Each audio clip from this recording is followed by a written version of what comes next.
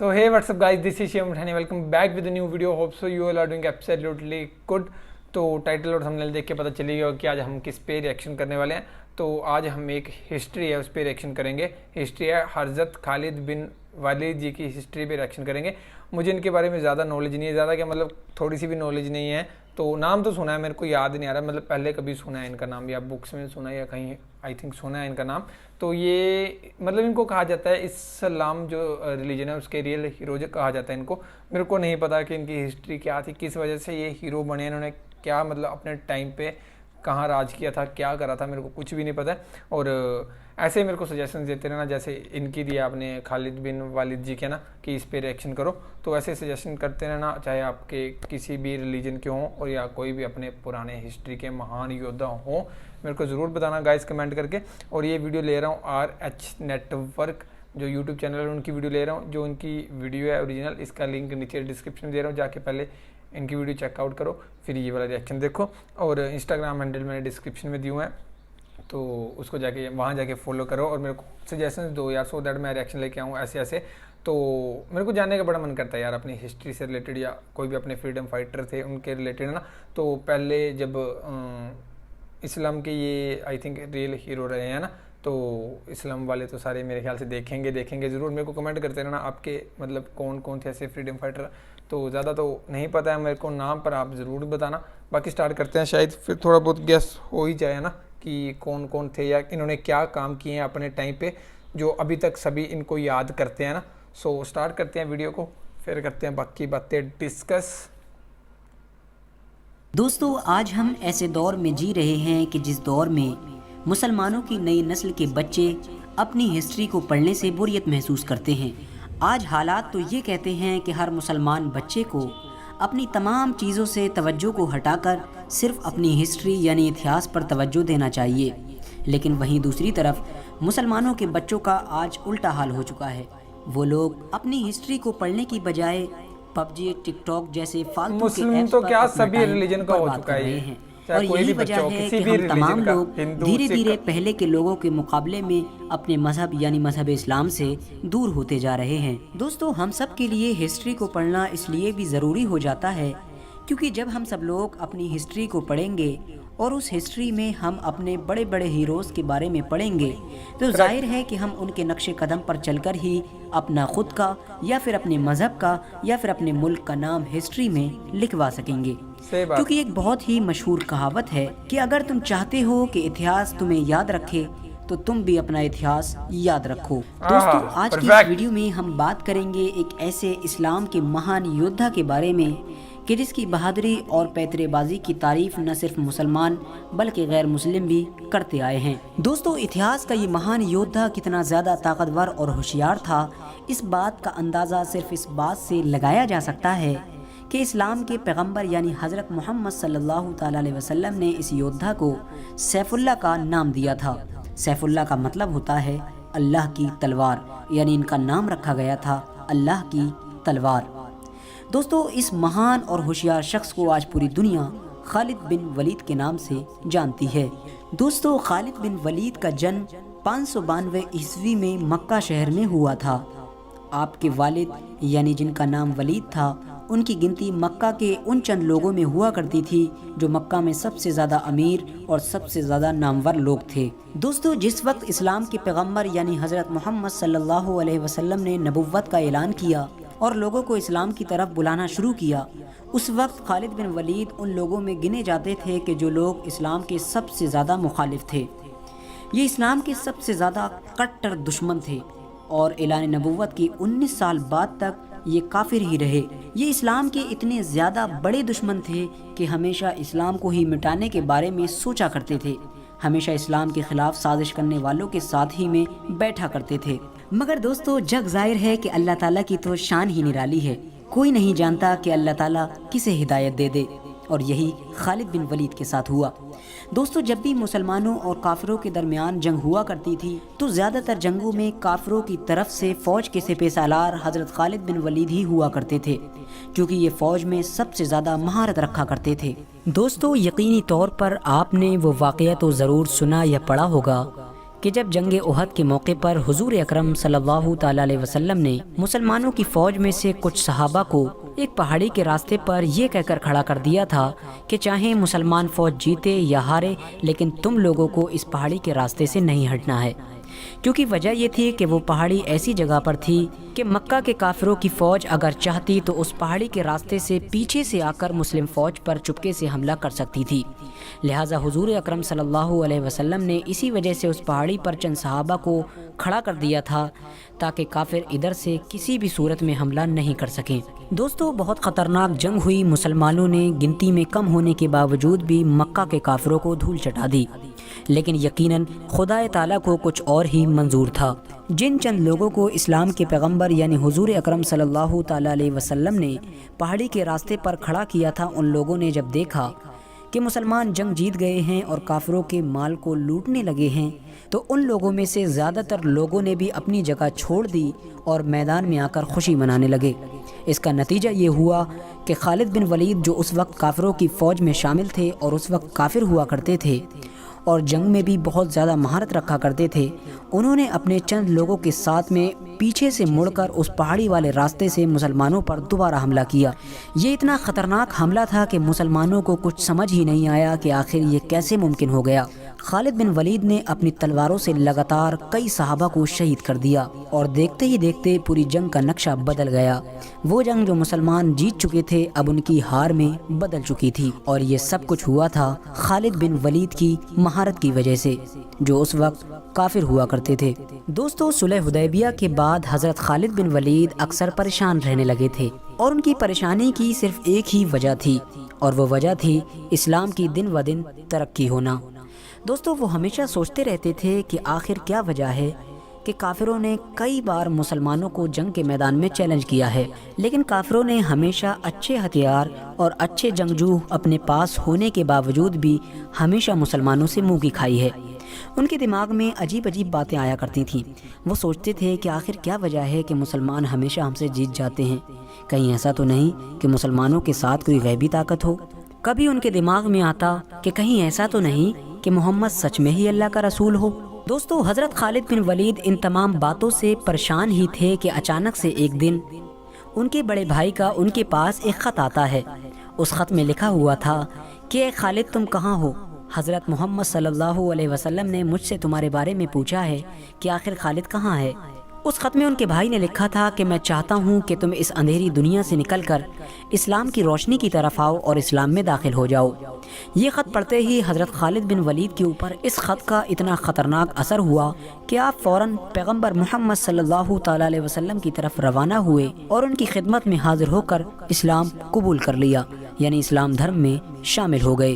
دوستو، حدیثوں کی کتاب میں آتا ہے کہ پیغمبر محمد مصطفیٰ صلی اللہ علیہ وسلم نے رومن امپائر کی طرف یعنی سیریا کی طرف، جسے پہلے ملک شام کہا جاتا تھا، اپنا ایک ایلچی روانہ کیا، لیکن رومن امپائر نے اپنے غرور و گھمنڈ میں آ کر مسلمانوں کے اس ایلچی کو قتل کر دیا۔ اور ظاہر ہے کہ پہلے کے دور میں کتنا بھی خطرناک دشمن ہو لیکن ایلچی کو وہ قتل نہیں کیا کرتا تھا، کیونکہ ایلچی کو قتل کرنے کا مطلب ہوا کرتا تھا جنگ کا کھلم کھلا اعلان کرنا۔ جب مسلمانوں کا ایلچی قتل کر دیا گیا تو حضور نے بھی مدینے سے صحابہ کی ایک بڑی فوج کو جنگ کے لیے سیریا کی طرف روانہ کیا اور اس جنگ کا سپہ سالار بنایا حضرت زید بن حارثہ کو۔ دوستو، زید بن حارثہ حضور اکرم صلی اللہ تعالی علیہ وسلم کے منہ بولے بیٹے بھی تھے، اور یہ وہ واحد صحابی ہیں کہ جن کا نام قرآن میں بھی آیا ہے۔ اور حضور نے جاتے ہوئے صحابہ کو یہ نصیحت فرمائی کہ اگر زید شہید ہو جائے تو اس کے بعد اپنی فوج کا سپہ سالار جعفر کو بنا دینا، اور اگر جعفر بھی شہید ہو جائے تو اپنی فوج کا سپہ سالار عبداللہ بن رواحہ کو بنا دینا، اور اگر وہ بھی شہید کر دیا جائے تو اس کے بعد جس پر تم لوگ متفق ہو جاؤ اسی کو اپنا سپہ سالار بنا دینا۔ حضور نے یہ نصیحت کر کے سیریا کی طرف اپنے لشکر کو روانہ کیا، اور حضور صلی اللہ علیہ وسلم مسجد نبوی میں اپنے چند صحاباؤں کے ساتھ مدینے شہر میں بیٹھ گئے۔ ایک طرف سیریا میں جنگ ہو رہی تھی اور دوسری طرف حضور مدینے میں پوری جنگ کا نقشہ اپنے صحابہ کو بیٹھ کر بتا رہے تھے۔ بڑی ہی خطرناک جنگ ہوئی اور حضور رو رہے تھے اور اپنے صحابہ سے کہہ رہے تھے کہ جنگ میں اب زید کو شہید کر دیا گیا ہے، اسلامی فوج کا جھنڈا اب جعفر بن طیار کے ہاتھ میں آ گیا ہے۔ تھوڑی دیر بعد حضور رو رہے تھے اور کہہ رہے تھے کہ جعفر کو بھی شہید کر دیا گیا ہے اور اب جنگ کا جھنڈا عبداللہ بن رواحہ کے پاس آ پہنچا ہے۔ اس کے بعد حضور نے فرمایا عبداللہ بن رواحہ کو بھی شہید کر دیا گیا ہے، اور تمام لوگوں کے متفق ہونے کے بعد حضرت خالد بن ولید کے ہاتھ میں اسلام کی فوج کا جھنڈا دے دیا گیا ہے۔ دوستو یہ پہلا موقع تھا کہ جب حضرت خالد بن ولید کے ہاتھ میں اسلامی فوج کی سپہ سالاری تھی، کیونکہ اس سے پہلے تو وہ کافر ہوا کرتے تھے۔ لہٰذا جب اسلام کا جھنڈا حضرت خالد بن ولید کے ہاتھ میں آیا اور اس چیز کو رومن ایمپائر کی فوج نے دیکھا تو ان کی آدھی ہمت تو حضرت خالد بن ولید کو دیکھ کر ہی ٹوٹ گئی تھی۔ اس کی وجہ یہ تھی کہ دور دور کے لوگ اس بات کو جانا کرتے تھے کہ مکہ کے مشرکین میں ایک خالد نام کا ایسا جنگجو موجود ہے جو اپنے سامنے کسی کو نہیں ٹکنے دیتا ہے۔ ظاہر ہے اب یہ اسلام میں داخل ہو چکے تھے اور اب یہ اسلامی فوج میں تھے، لیکن اپنی پرانی جنگی مہارتوں کو کبھی نہیں بھولے تھے۔ دوستو بہت خطرناک جنگ ہوئی اور حضرت خالد بن ولید کی سپہ سالاری میں مسلمانوں نے یہ جنگ جیت لی، اور اس جنگ میں حضرت خالد بن ولید اتنے جوش کے ساتھ لڑے اور اتنی خطرناک طریقے سے لڑے کہ اس جنگ میں حضرت خالد بن ولید رضی اللہ تعالیٰ عنہ کے ہاتھ سے 9 تلواریں ٹوٹ گئی تھیں۔ دوستو سوچئے 9 تلواریں، یقیناً ایک تلوار بھی کسی مرد کے ہاتھ سے ہی ٹوٹ سکتی ہے، اور جس کے ہاتھ سے 9 تلواریں ٹوٹیں، سوچئے اس نے اس جنگ میں کتنے لوگوں کو قتل کیا ہوگا۔ دوستو جیسا کہ میں نے آپ کو پہلے بھی بتایا کہ پیارے نبی یعنی حضور اکرم صلی اللہ تعالیٰ علیہ وسلم سیریا میں ہو رہی جنگ کا حال مدینے میں بیٹھ کر اپنے صحابہ کو بتا رہے تھے اور رو رہے تھے، تو جب حضرت خالد بن ولید نے اپنی بہادری کے بلبوتے پر اس جنگ کو فتح کر لیا تو حضور نے خوش ہو کر تمام صحابہ کے سامنے حضرت خالد بن ولید کو ایک نیا نام دیا، اور وہ نام تھا سیف اللہ، اور حضور نے فرمایا کہ اب مسلمانوں کی فوج کی سپہ سالاری سیف اللہ کے ہاتھ میں ہے۔ دوستو سیف اللہ کا مطلب ہوتا ہے اللہ کی تلوار۔ حضور نے تمام صحابہ کو جنگ کی فتح کی خوشخبری سنائی۔ یہ جنگ بعد میں جا کر جنگ موتا کے نام سے مشہور ہوئی تھی۔ دوستو ظاہر ہے کہ حضرت خالد بن ولید کا ذکر ہو اور جنگ یمامہ کا ذکر نہ ہو، یہ تو ممکن ہی نہیں ہے۔ حضرت خالد بن ولید کی سب سے مشہور جنگ جنگ یمامہ ہے۔ یہ وہ جنگ تھی کہ جو مسلمانوں نے ایک ایسے شخص سے لڑی تھی کہ جس نے حضور اکرم صلی اللہ تعالیٰ علیہ وسلم کی وفات کے بعد، یعنی جب حضور اس دنیا سے ظاہری طور پر انتقال کر گئے تھے، تو اس نے نبوت کا دعویٰ کر دیا تھا اور اس نے کہا تھا کہ میں بھی نبی ہوں۔ اس کا نام تھا مسیلمہ کذاب۔ یقیناً یہ جنگ بہت خطرناک تھی، کیونکہ مسلمانوں کے سامنے کوئی چھوٹی موٹی فوج نہیں تھی بلکہ بہت بڑی فوج تھی۔ اس فوج کی تعداد تھی تقریباً 50 سے 60 ہزار، لیکن ظاہر ہے کہ مسلمان بھلے ہی کم تھے لیکن ان کا سپہ سالار ایسا خطرناک انسان تھا جس کا نام تھا حضرت خالد بن ولید۔ حضرت خالد بن ولید نے اپنے پیتروں اور ہوشیاری سے مسیلمہ کذاب کی اتنی بڑی فوج میں تباہی مچا دی اور وہ لوگ گھبرا کر اپنے قلعوں میں واپس بھاگنے پر مجبور ہو گئے۔ حضرت خالد بن ولید نے ان کے قلعوں کو چاروں طرف سے گھیر لیا اور مسیلمہ کذاب کو قتل کر دیا گیا۔ اس کے بعد یہ جنگ بھی جیت لی گئی۔ حضرت خالد بن ولید حضرت ابوبکر صدیق کی خلافت کے پورے دور میں مسلمانوں کے آرمی چیف بنے رہے، یعنی مسلم فوج کے سپہ سالار بنے رہے۔ لیکن جب جنگ یرموک کا وقت آیا اور اس وقت تک حضرت ابوبکر صدیق کی وفات ہو گئی تھی اور حضرت عمر فاروق اعظم رضی اللہ تعالیٰ عنہ مسلمانوں کے خلیفہ بن چکے تھے، تو حضرت عمر رضی اللہ تعالیٰ عنہ نے حضرت خالد بن ولید کو مسلمانوں کے آرمی چیف کے پد سے ہٹا دیا۔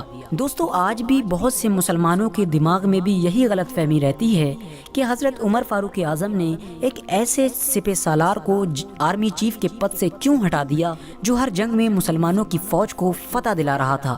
اس کی مین وجہ یہ تھی کہ حضرت عمر فاروق اعظم رضی اللہ تعالیٰ عنہ کی ان سے کوئی ذاتی دشمنی نہیں تھی، بلکہ اس کی اصل وجہ یہ تھی کہ حضرت خالد بن ولید کی سپہ سالاری میں مسلمان لگاتار فتح پہ فتح حاصل کیے جا رہے تھے، اور لگاتار فتح حاصل کرنے کی وجہ سے مسلم فوج کے سپاہیوں کے دماغ میں یہ بات بیٹھ چکی تھی کہ ہم حضرت خالد بن ولید کی وجہ سے ہی جنگ کو جیتتے ہیں، یعنی اگر کسی جنگ میں ہمارے ساتھ خالد بن ولید نہیں ہوں گے تو ہم اس جنگ کو کبھی نہیں جیت پائیں گے۔ مسلم سپاہیوں کی اسی سوچ کو مٹانے کے لیے حضرت عمر فاروق نے حضرت خالد بن ولید کو آرمی چیف کے پد سے ہٹا کر ان کی جگہ پر حضرت ابو عبیدہ ابن جرہ کو بیٹھا دیا تھا۔ حضرت عمر کے اس فیصلے سے پورے مدینے میں افراتفری مچ گئی، لوگوں کے درمیان ادھر ادھر کی باتیں ہونے لگی۔ تمام لوگ کہنے لگے، ارے عمر نے یہ کیسا فیصلہ لے لیا، اب مسلم فوج کا کیا ہوگا؟ اتنی بڑی فوج کے سامنے مسلم فوج کیسے مقابلہ کرے گی؟ اگر مسلمان ہار گئے تو کون ذمہ دار ہوگا؟ لیکن دوستو خدا کو کچھ اور ہی منظور تھا۔ مسلمانوں نے جنگ یرموک میں بڑی فتح حاصل کی اور اس فتح کے بعد حضرت عمر فاروق رضی اللہ تعالیٰ عنہ مسجد نبوی میں داخل ہوئے اور آپ نے لوگوں کے سامنے خطبہ دیا۔ آپ نے لوگوں سے کہا کہ اے لوگو، میں تم لوگوں سے اسی سوچ کو تو مٹانا چاہتا تھا۔ تمہیں کیا لگتا ہے کہ ہمیں جتنی جنگوں میں بھی فتح حاصل ہوتی ہے وہ خالد کی وجہ سے ہوتی ہے؟ نہیں، بلکہ ہم کو فتح خالد کے رب کی وجہ سے ملتی ہے۔ کل کو خالد نہیں رہے گا تو تم کیا سمجھتے ہو کہ اسلام ختم ہو جائے گا؟ نہیں، اسلام کو تو ہمیشہ رہنا ہے، کیونکہ اسلام ہمیشہ سے تھا اور ہمیشہ ہی کے لیے رہے گا۔ میرے پیارے دوستو، حضرت خالد بن ولید نے اپنی پوری زندگی میں تقریباً 200 جنگیں لڑی تھیں اور یہ دنیا کے پہلے ایسے آرمی چیف تھے کہ جنہوں نے اپنی پوری زندگی میں ایک بھی جنگ نہیں ہاری تھی۔ یہاں تک کہ وہ ایک جنگ جو انہوں نے کافروں کی طرف سے مسلمانوں کے خلاف لڑی تھی، یعنی جنگ احد، اس میں بھی ان کو فتح حاصل ہوئی تھی۔ اسلام میں داخل ہونے کے بعد یہ تقریباً 7 سے 8 سال لگاتار کافروں سے جنگ لڑتے رہے تھے۔ اپنی زندگی کے آخری وقت میں یہ بیماری کی وجہ سے بستر پر آ گئے تھے۔ اس کے بعد تمام صحابہ ان کی چارپائی کے ارد گرد کھڑے ہوئے تھے۔ حضرت خالد بن ولید اس بستر پر لیٹ کر زارو قطار رو رہے تھے۔ صحابہ نے پوچھا، اے خالد بن ولید، تم کیوں رو رہے ہو؟ حضرت خالد بن ولید فرماتے ہیں کہ میرے جسم پر کوئی بھی ایسا حصہ نہیں ہے جہاں پر کسی تلوار یا نیزے کا نشان نہ ہو۔ میں نے اپنی زندگی میں سینکڑوں جنگیں لڑی ہیں، لیکن اس کے باوجود بھی آج میں بستر پر ایک بوڑھے اونٹ کی طرح مر رہا ہوں۔ میری بھی خواہش تھی کہ میں کسی جنگ میں قتل ہو کر ایک شہید کا درجہ حاصل کروں، لیکن ایسا نہیں ہو سکا۔ وہاں پر موجود صحابہ نے حضرت خالد بن ولید رضی اللہ تعالیٰ عنہ سے کہا کہ اے خالد بن ولید رضی اللہ تعالیٰ عنہ، ایسا کیسے ہو سکتا تھا؟ کیونکہ اللہ کے نبی نے آپ کو سیف اللہ یعنی اللہ کی تلوار کا لقب دیا ہے۔ اگر آپ کسی جنگ میں شہید ہوتے تو کافر کہتے کہ دیکھو اللہ کی تلوار ٹوٹ گئی، تو یقیناً جب آپ اللہ کی تلوار ہیں تو ایسا نہیں ہو سکتا تھا کہ آپ کو کوئی بھی قتل کر سکے۔ دوستو، اپنی آج کی اس ویڈیو کا ہم یہیں پر اختتام کرتے ہیں۔ ویڈیو پسند آنے کی صورت میں ویڈیو کو لائک کر کے اپنے دوستوں احباب کے ساتھ ضرور شیئر کریں، اور اسی طرح کی ہسٹوریکل اور تاریخی ویڈیوز دیکھنے کے لیے ہمارے چینل کو بھی سبسکرائب کریں۔ کیا بات ہے، کیا بات ہے، کیا بات ہے، مطلب نا میں صحیح بولوں، اب آگے گوز بمس یار، مطلب بہت بڑھیا مطلب ہسٹری، اور میرے کو مطلب ایک پراؤڈ فیل ہو رہا ہے کہ میں نے ہسٹری پڑھی ان کی یار، مطلب اتنی کمال کی ہسٹری، اور کیا بات ہے یار خالد بن ولید جی کے بارے میں۔ اور تھینک یو جو آپ نے سجیشنس کری تھی مجھے نا ان کی ہسٹری کے بارے میں، اور سجیشنس ہیں اور میرے کو بتاؤ، اور ہم لوگ ہسٹری کے بارے میں جانیں گے، جو بھی اپنے ہر ایک مطلب ریلیجن کے ہیرو ہوتے ہیں، جیسے یہ مسلم ریلیجن کے تھے خالد بن ولید جی ہے نا، اور جیسے انہوں نے کہا کہ انہوں نے 200 سے زیادہ لڑائیاں لڑی تھی لیکن ایک بھی لڑائی نہیں ہارے۔ یہ بہت بہت بڑی بات ہے نا، کیونکہ جتنی بھی لڑائیاں ہو لیکن ایک آدھی لڑائی بندہ سٹارٹنگ یا کہیں پہ ہارتا ہی ہے، پر جہاں پہ انہوں نے جیسا بتایا، اور سب سے زیادہ مطلب بھائی کو مطلب دل سے رسپیکٹ اور تھینک یو یار، جنہوں نے اتنا بڑھیا سمجھایا ہے ویڈیو۔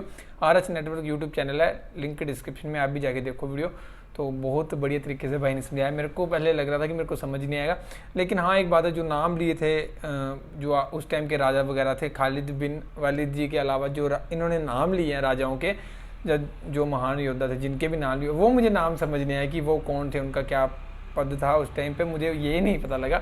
باقی مطلب جو خالد بن ولید جی نے کیا ہے، کیسے وہ آگے بڑھے یا کیسے اسلام میں آئے، اس سے یہ سب کچھ پتہ لگ گیا نا۔ تو اور جس بندے کو یار یہ درجہ مل گیا اللہ کی تلوار، اس بندے کو خود سوچ لو کہ کتنی زیادہ پاور ہوگی، وہ بندہ مطلب کہاں سٹینڈ کرتا ہوگا اپنے ریلیجن میں نا، سبھی کی نظروں میں اللہ کی پاور۔ اور لاسٹ میں ایک بات کہی جو بھائی نے بتایا تھا کہ جب وہ بیڈ پہ پڑے تھے تو ان کو پوچھا انہوں نے کہ نہیں، تب وہ رو رہے تھے خالد بن جی کہ میں مطلب اتنا زیادہ لڑائی لڑی ہے، اتنا زیادہ میں نے یدھ کیے ہیں، لیکن میں مطلب گراؤنڈ میں کبھی بھی میدان میں شہید نہیں ہوا، جو میں چاہتا تھا کہ میرے کو بھی ایک شہید کا درجہ ملے، کیونکہ ہر ایک مطلب کئیوں کے جو مطلب دل سے اپنے مطلب لڑائی لڑتے ہیں دل سے، چاہے وہ آرمی کا بندہ ہو چاہے کہیں بھی ہو، وہ ہمیشہ یہی سوچتا ہے کہ میں مطلب شہید ہو کے لوٹوں، میں دیش کے لیے اپنا نام روشن کر کے جاؤں نا، کہ میرا نام ہمیشہ دیش کے ساتھ جڑے رہے۔ جو مطلب دل سے لڑائی کرتا ہے، جو مطلب سب کچھ مانتا ہے، مطلب جیسے پہلے کے زمانے میں ہوا کرتے تھے، آج کل تو بہت کم ہوتی ہیں یہ چیزیں نا، آج کل تو سبھی گھر لوٹنے کی کوشش کرتے ہیں۔ تو انہوں نے کہا تھا کہ میں بھی وہاں پہ شہید ہونا چاہتا تھا۔ اس کا رپلائی بہت زبردست دیا تھا انہوں نے کہ اللہ کی تلوار ہے آپ، تو آپ اگر میدان میں ہار جاتے تو سبھی کہتے ہیں کہ اللہ کی تلوار ٹوٹ گیا نا، تو یہ چیز میرے کو بہت بیسٹ لگی. اور اللہ کی تلوار کو صرف اللہ ہی توڑ سکتا ہے اور کوئی نہیں توڑ سکتا ہے نا. تو خالد بن والد جی کی ہسٹری بہت کمال کی تھی. تو میرا بھی سبھی بھائیوں سے یہی انورودھ ہے کہ ویڈیو کو لائک کر دینا اور کمنٹ کر دینا اور میرے کو بتانا اپنے جو بھی آپ کے ریئل ہیرو تھے یا فریڈم فائٹر یا ایسے کوئی مہان یودھا تھے, میرے کو ضرور بتانا سو دیٹ ہم اگلا ریئیکشن ان پہ کریں. ٹھیک ہے, تو ضرور بتانا. باقی ویڈیو کو لائک ضرور کرنا اور چینل کو سبسکرائب کر دو سو دیٹ جیسے بھی نیکسٹ ویڈیو ہے آپ کو پتہ لگ جائے. باقی ویڈیو کو سپورٹ کرنا. ٹھیک ہے, سو اس ویڈیو میں اتنا تھا guys. Thank you for watching the video. ملتے ہیں نیکسٹ ویڈیو میں.